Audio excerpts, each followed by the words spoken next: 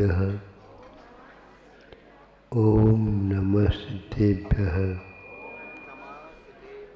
अहिंसा परमो धर्म की आचार्य गुरुवर श्री कुंद कुंद भगवान की, आचार्य गुरुवर श्री ज्ञान सागर मुनि महाराज की, आचार्य गुरुवर विद्यासागर जी महाराज की जय। आचार्य संघ की जय।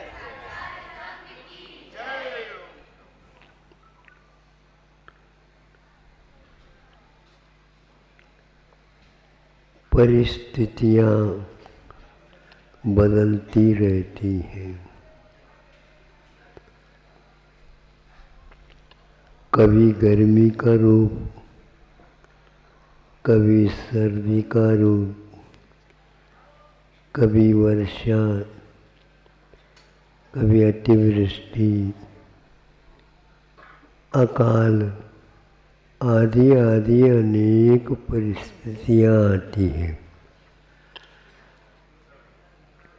इन परिस्थितियों में विषमता समता दोनों ही पलती रहती। अब इनसे हम कैसे बचें, सवाल ही नहीं उठता। श्वास लेते हैं तो हवा आ जाती, प्राणवायु आ जाती है। अब हम नहीं चाहते, बहुत हवा हो गई तो वो हवा कहाँ जाएगी? यहाँ से हवा वहाँ चली जाएगी, खाली रह गए तो यहाँ की हवा यहाँ आ गई। आप बच नहीं सकोगे। फिर कैसे करें?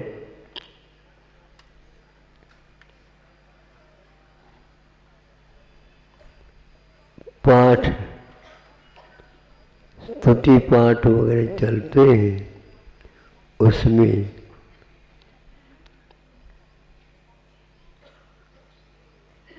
श्रवणों के मुख से भी यह बात निकलती है, घबराओ नहीं। स्थिति को हम संभाल सकते हैं। परिस्थिति है लेकिन उसको हम व्यवस्थित कर सकते हैं।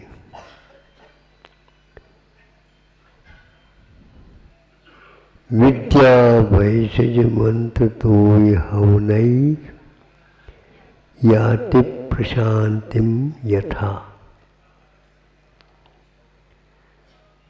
उन्होंने कहा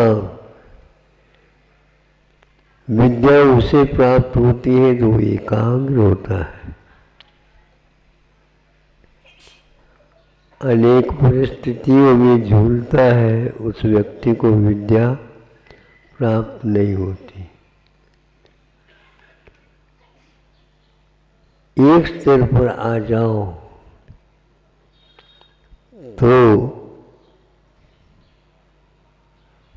विद्या जिसको प्राप्त है, बैठे बैठे भी गर्मी के दिनों में वह शीतलता का और शीतकाल में भी उमस गर्मास का वह अनुभव करता है। और चाहे भीतरी प्रतिकूलताओं में भी उसे उससे भी शांति मिलती। मंत्र के पाठ करते ही उसके कर्मों की निर्जरा होती है, शास्त्रोक्त बात है। जिसको विश्वास होता है वही व्यक्ति सांस के साथ, शांति के साथ इसका जाप कर सकता है, करता है।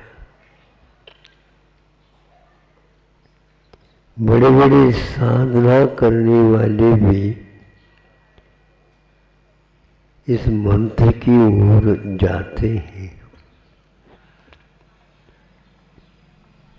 ओकारं बिंदु संयुक्तं नित्यं ध्यायन्ति योगिनः कामदं मोक्षदं चैव ओंकाराय नमो नमः।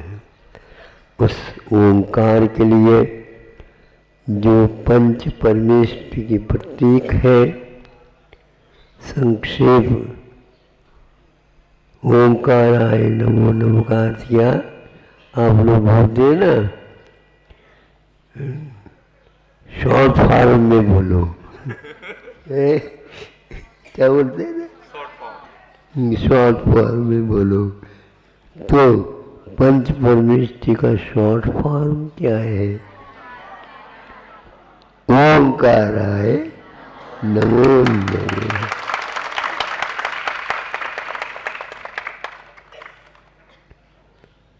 मतलब इतनी साधना करने वाले योगी लोग भी पंच परमेष्टि की शरण, उच्चारण, स्मरण, उनके प्रति उस पाठ का अर्थ, रहस्य सब कुछ प्राप्त करते रहते हैं।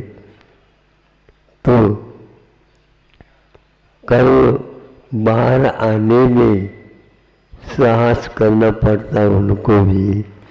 अभी आप आगे क्या करेंगे, क्या पता कौन से कदम उठाएंगे। अब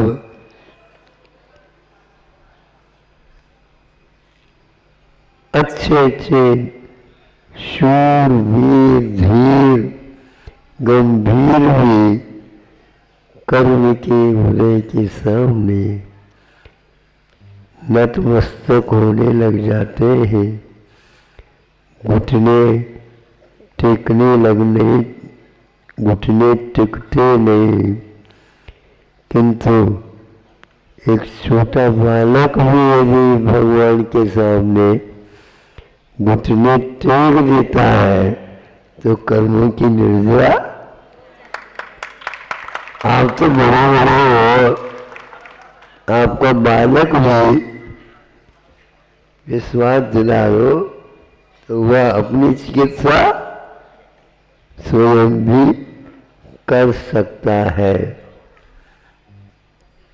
ऐसे ऋषियों ने हम लोगों के लिए दे दिया। छोड़ दो, इन्हें कुछ भी बात नहीं आती है तो आप तोय का अर्थ होता है जल। तोय का अर्थ जल होता है। भगवान को साक्षी बना करके आप पूजन करते हैं, अर्घ चढ़ाते हैं। भिन्न भिन्न एक एक द्रव्य, मंगल द्रव्य को समर्पित करते हैं गुरु चरणों में, अनंत परमिष्टि बिंब के सामने करते हैं। तो एक अर्थ जल होता है। जल भी आप चढ़ाते हैं तो भी जो स्थान ज्वलनशील है, ज्वलनशील मैंने जो जला रहा है, उसको भी वह मिटाने की क्षमता रखता है। ऐसा नहीं जलम निरुपम, उसमें भाव गुंपित है, उसमें भाव भरा हुआ है। उस कलशी में केवल जल नहीं भरा, किंतु जल भाव से भरा है और उस जल से वो कलश भरा है। फिर इसको अब आप विसर्जित करते हैं तो भीतर ही बहुत दिन से आपके घर को छोड़ करके जा नहीं रहा है ऐसा वैरी हाथ जोड़ करके कहता मैं जा रहा हूं। हाथ जोड़ करके जाओ ताकि तुम्हारे सामने भी कोई परिस्थिति आ जाए वो सब ठीक हो जाए। बार बार कहते महाराज आशीर्वाद दे दो, तो मैं पूछता हूँ काहे के लाने।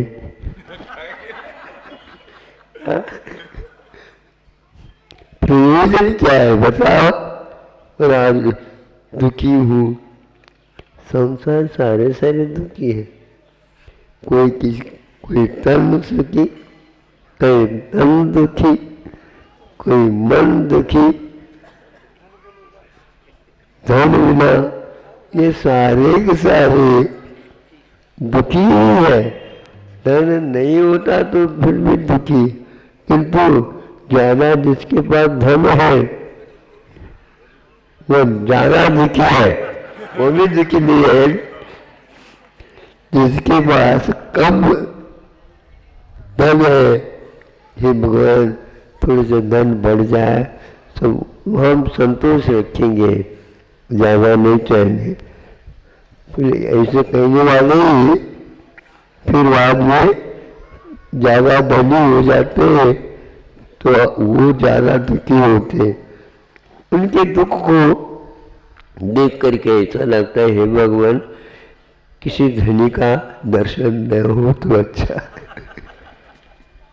बिल्कुल, अरे आप क्या समझ रहे हो, धनी हो करके यदि रो रहा भीतर से वो दुखित हो रहा है तो उस व्यक्ति को देखने से, सुन लो अच्छे ढंग से, उस व्यक्ति को देखने से वह स्वामी महाराज कहते छठे अध्याय में वह स्वयं भी पाप का असाता का बंद कर रहा है और उसको देख करके जो व्यक्ति दुखी हो रहा है वह भी असाता का बंद कर रहा है और दोनों भी एक साथ बंद कर रहे हैं असाता का। इसलिए संगति सर्वदा आ रही है। आज जनों के साथ संगति करिए, ऐसे वैसे व्यक्तियों के साथ मैत्री ठीक नहीं है, क्योंकि उसके कारण हम शांत बैठे थे और रोने लगा, रोने को देख करके माँ भी रोने लग जाती, वही इसको क्या हो गया क्या पता, तो सबको ही रोगी बना देते हैं। इसलिए हम चाहते हैं आप संतोषी बनो, सबसे उत्तम है। जितनी आपकी तृष्णा बढ़ेगी तो मैंने जल में भी कर्मों की निर्वाह करने की क्षमता विद्यमान है। और आज हमें पानी भी समय पर नहीं मिलता, कोई बात नहीं, कैसे नहीं मिलता, आपके पास पानी की व्यवस्था शुरुआत से ही है। कहाँ महाराज आंखों में पानी नहीं है क्या?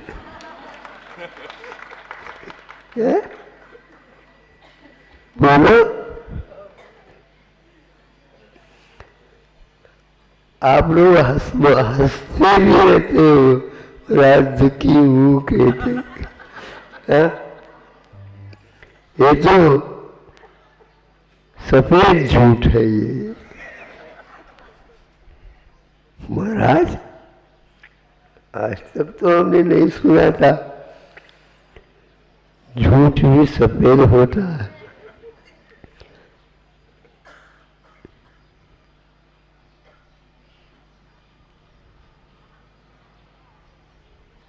झूठ भी सफेद कैसा होता है, तो वह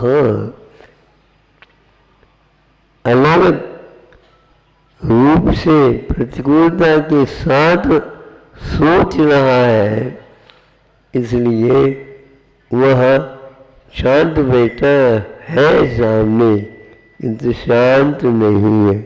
ये फिर भी हाँ ठीक है, मैं महाराज बिल्कुल ठीक हूँ। क्या ठीक है? उन सामने तो कहना ही पड़ता है। तो ये क्या है? औपचारिकता है। हर बात में हमारा मन, हमारे वचन, हमारे काय में इस प्रकार की औपचारिकता के कारण पाप बंद होता रहता है। हाँ, इसलिए ऐसी औपचारिकता और उसकी मात्रा बढ़ाना ठीक नहीं। तो अंत में यह रखा आचार्य ने, पूर्य तो का अर्थ जल होता है। तो जलम निरुपामीति स्वाहा बोलते। तो आप वो करो। तो महाराज, मुनि महाराज क्या चढ़ाए? हाँ बिल्कुल, अपना माथा चढ़ाए, सिर है मान करके, सिर है श्रीफलम ददामी, मैं श्रीफल चढ़ाता हूँ। और अश्रु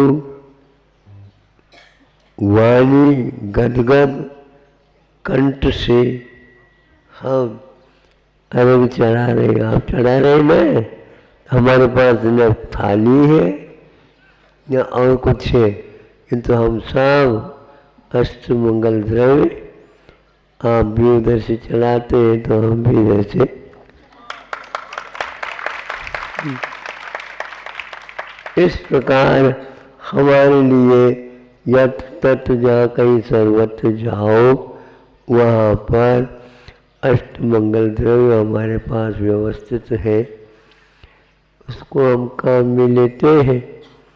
हम क्यों मांगे? बिना मांगे ही हमारे लिए पहले से उपलब्ध है।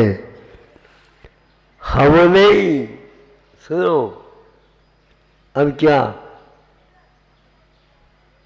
पाठ शुद्ध चक्र मंगल विधान बना लेते हैं आप लोग, और कोई भी उसमें हवन भी करते हैं। हवन का अर्थ क्या होता है? ये उसमें एक प्रकार से हम अष्टमंगल द्रव्य अथवा और कोई धूप इत्यादि विसर्जित करते हैं। उसके माध्यम से भी हमारे आसाता कर्म के उदय नष्ट होता है और उसके लिए प्रसिद्धि मैना रानी, हाँ,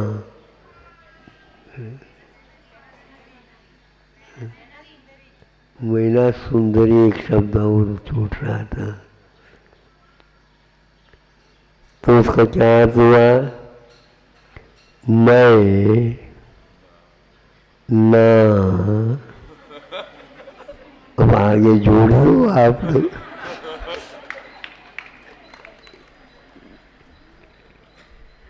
इसलिए महाराज आशीर्वाद दे दो,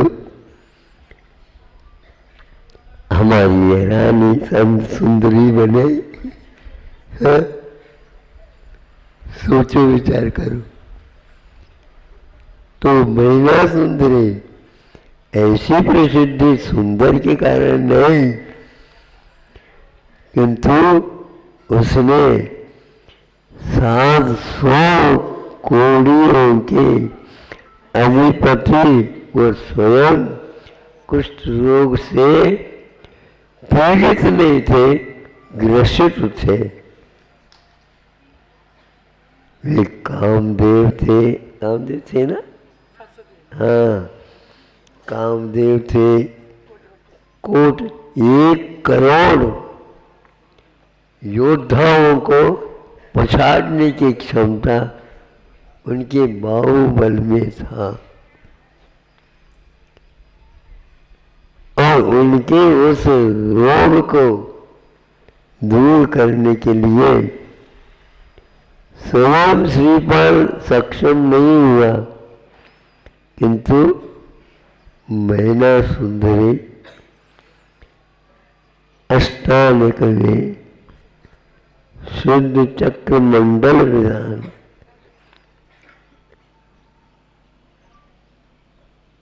नित्यम ध्यायन्ति योगिन। बहुत अच्छा लगता है।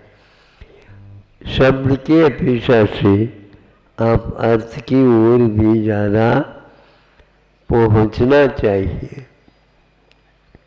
ऐसे निर्मल भाव, भगवान मुझे सुनना पड़ता है, ये उसकी पत्नी है जिसका पति कुष्ठ रोग से ग्रसित है और ये धर्म ध्यान भी करती है।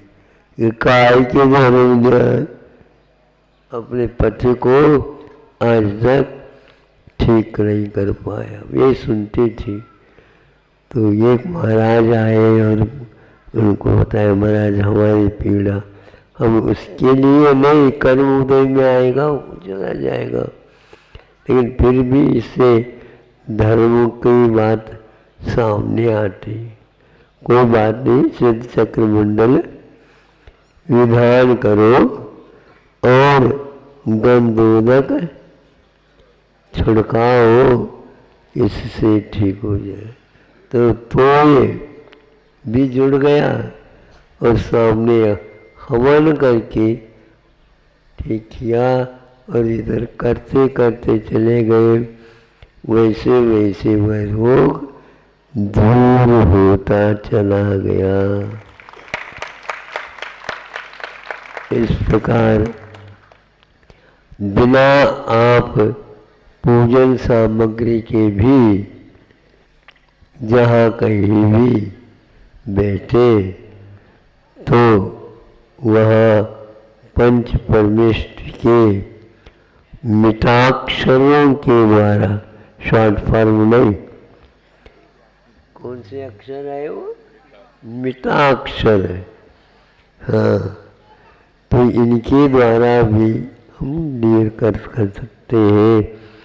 इस प्रकार यहाँ हमारे परिणाम परिस्थिति को देख करके बिगड़े नहीं और वह शांत बने रहे, ताकि आगे का भविष्य भी हम भगवान भजन कर सके।